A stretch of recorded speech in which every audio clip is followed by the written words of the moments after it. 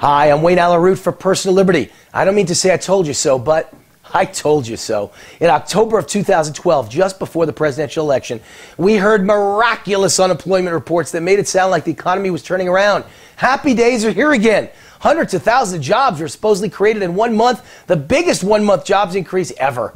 I warned again and again in the media that the books were cooked. I screamed this was pure fraud. I accused Obama and his friends in the government employees union of fixing the election.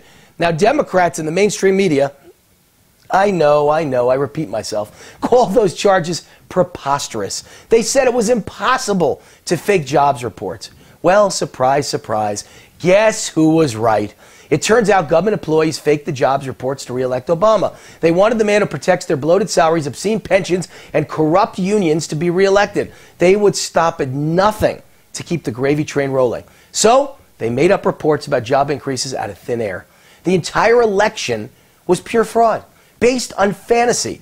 Americans walked into the voting booths hearing fresh news that indicated the economy was improving and jobs were dramatically increasing, and it was all fake. The numbers were made up out of thin air by pro-Obama government employees. The voters of America made their final decision on who to vote for President of the United States based on pure fraud. Worse, this fraud endangered our entire economy. Now, the Federal Reserve bases billion and trillion dollar decisions like interest rate hikes and QE, quantitative easing, on jobs reports. So if those job increases don't actually exist, think about it, the Fed's moving in the wrong direction. Crimes are committed that not only falsely elected a president, but could cause billion-dollar damages for years to come to the U.S. economy. But wait, that's only the latest reported fraud that stole the election. Even before the election, Obama knew that tens of millions of Americans would lose their health insurance. Yet, he knowingly committed fraud by personally lying to the American people. Not once, but repeatedly. He didn't just tell intentional lies to pass Obamacare. He told those same intentional lies during his re-election campaign to deceive the American voters and get re-elected. Did Obama commit intentional fraud? There's a good question. Without a doubt, he did. His own White House internal estimates were that most Americans covered by employer plans would lose their insurance. Obama's own projections show that 80% of small businesses were doomed to lose their insurance. All of this was known while he told us, if you like your insurance, you can keep it. Obama's re-election was based on pure fraud. Who would have re-elected Obama if they knew most of us were about to lose our insurance, our doctor, our hospital, our medical choices, and even our livelihood? Because based on a doubling or tripling of insurance rates, you could easily lose your job or lose your business. But even that wasn't enough. Still worried about his re-election chances, Obama ordered the IRS to distract, intimidate, persecute, and destroy his political opposition, Tea Parties, and conservative critics like me. Rather than spending time and money on stopping Obama, many conservatives like me were forced to waste our time, energy, and money fighting IRS attacks. The IRS attack directed by Obama effectively neutered the energy and passion of the Tea Parties and conservative fundraisers and conservative critics like me that only 2 years before it produced the biggest landslide since the 1930s. With the IRS running roughshod over Tea Parties, the energy was gone and Obama was reelected. Pure election fraud. Now, you might question whether Obama himself ordered the IRS attacks. Well, during this exact period of IRS persecution, the head of the IRS visited the White House more than any other person in government by far, hundreds of times. The head of the IRS Employees Union visited Obama the night before the IRS attacks on Tea Parties began.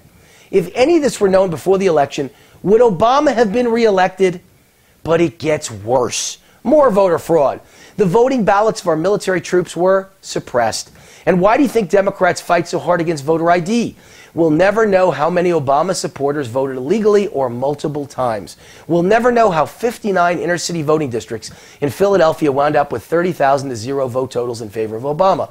Or similar totals in multiple districts around the country, including Ohio.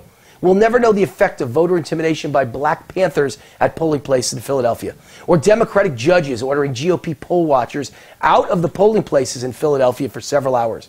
And then, just when you think it can't get any more damning, it does. Think Benghazi.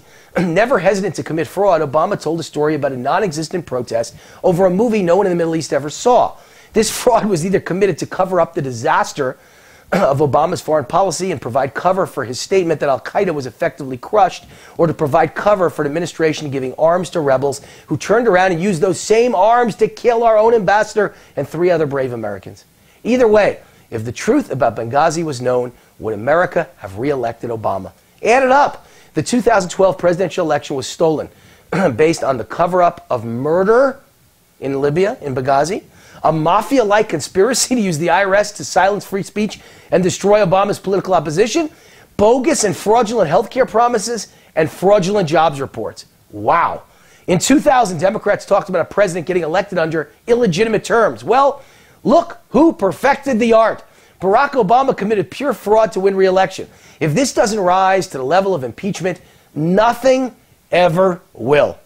So, folks, what are we doing about it? I'm Wayne Allyn Root for Personal Liberty. See you next week, same time, same place. God bless America, and please protect us from the fraud in the White House who is fulfilling his lifelong plan to destroy America, American exceptionalism, Judeo-Christian values, and capitalism. Bye-bye.